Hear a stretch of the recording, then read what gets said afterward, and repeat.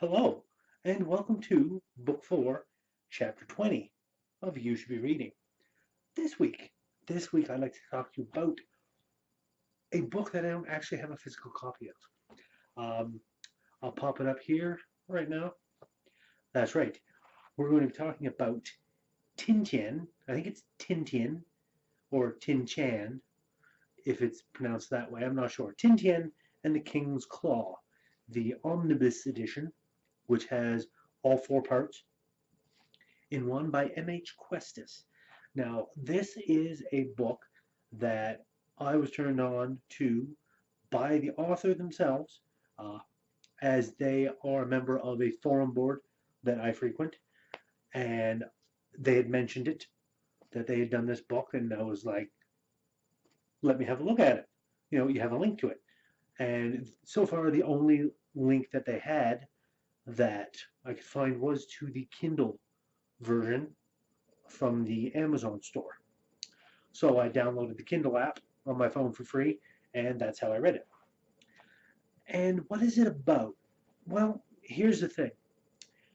Before I get into what it's about, uh, I did not read. You know how on Amazon they have to read more? They got a little blurb, and sometimes it'll be like you click a button and it'll give you more text that you can read. I hadn't read that. Uh, I just saw the first little bit. I didn't bother clicking on the read more until I was about halfway through. That's when I found out that the book itself is inspired by the old Tintin comics and cartoons by, I think it's Hergé. Um, it's inspired by those, and the inspiration is quite plain to see. There was a bit fairly early on.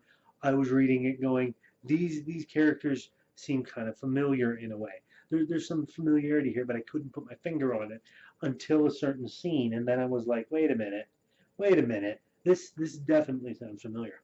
So yeah, this particular novel is inspired by those old Tintin comics, those adventure ones, and if I may say, they are kind of, in a way, heavily inspired, but in a way not.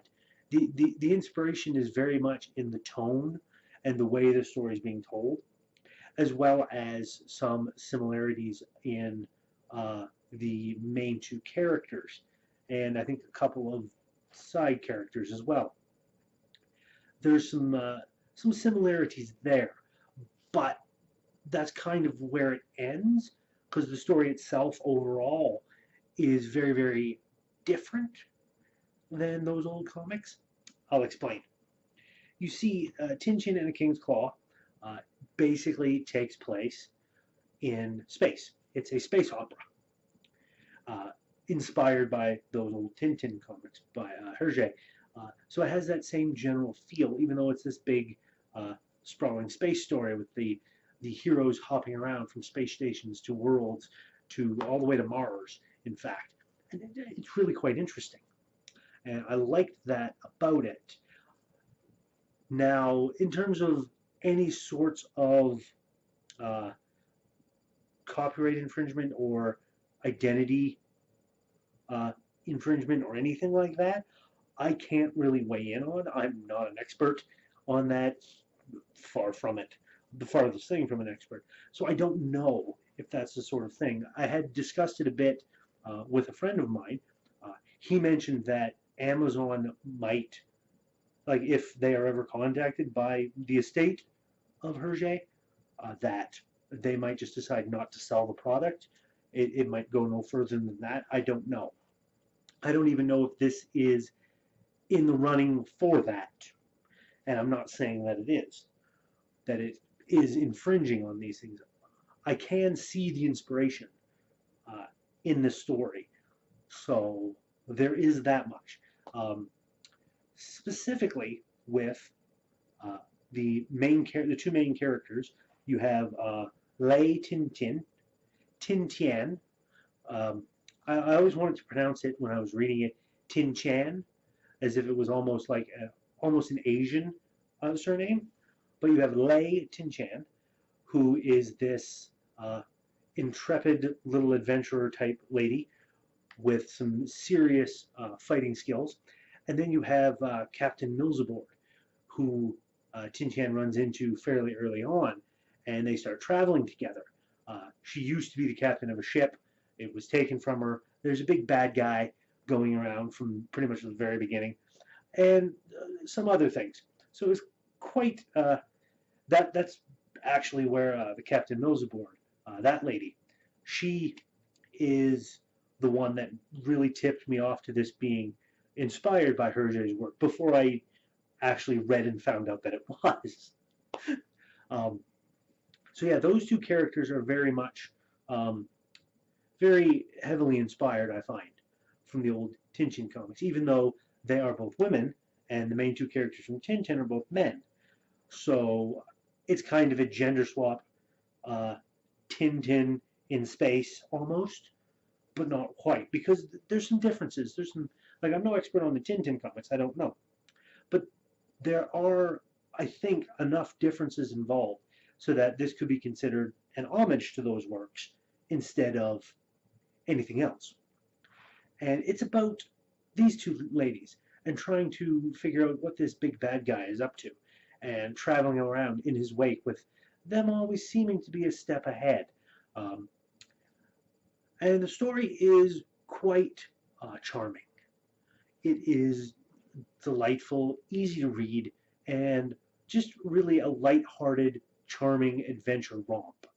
Uh, I don't regret buying it or spending the time reading it. I will definitely be on the lookout for the next volume of these wonderful ladies in their adventure because it was really quite interesting, and it took a bit of a turn to almost a darker place than I expected towards the end. I'm not going to spoil the ending, except to say that the only real disappointment I had with it is that the big bad guy didn't get captured in the end. He seemed to get away with it and run off to fight another day. So he seems to be the kind of a long-term bad guy that's set up. I was a little disappointed, but not completely, because I can see how that would be quite interesting to have for our two intrepid heroes. Uh, Having a narrative around two ladies, especially two ladies that remarkably there's no like love interest that pops up. There's no love interest popping up between the two of them. They just seem to be hit it off and be very good friends.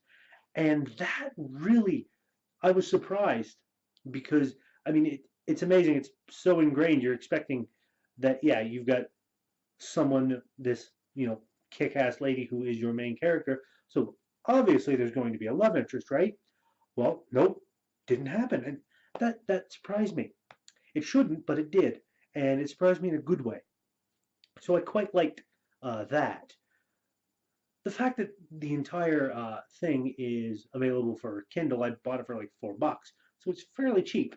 Uh, if any of you have the Kindle app out there, I'm not being sponsored by Amazon in any way. I don't really have an e-reader in particular, so when I found out that I could just download the app on my phone and read it that way, it was like, okay, it's free. It's a free app. I can sync it up to my account. Great. Awesome. Works for me. Saves me from having to cart around a bulky e-reader or anything. Just have it on the phone. So yeah, I quite liked it. And I am looking forward to the next one. Now, as I said, I don't know about any sorts of legal issues or intellectual property or anything like that. I don't know. But I don't think it falls under any sort of plagiarism or any sort of legal trouble for the author. It just didn't seem to me to be that way. But I'm not a lawyer. I am also not even connected to the estate of Hergé, so I don't know what they're going to do if they do anything. Uh, so yeah, I'm going to leave this episode here because I'm starting to devolve and repeat myself, so it's not good to do that. So until next time, please Give that like button a tap if you like what I'm doing. Give that subscribe button a tap as well if you haven't already, so you can be kept apprised of when I do new videos. Usually try and get at least one out a week, if not more. And throw a comment in the comment section. Have you read Tintian and the King's Claw? What did you think about it? Do you know of any other books similar to this? This light-hearted space opera ewamp that you think I might be interested in? Throw a comment in that comment section. I would love to get a discussion going with some people.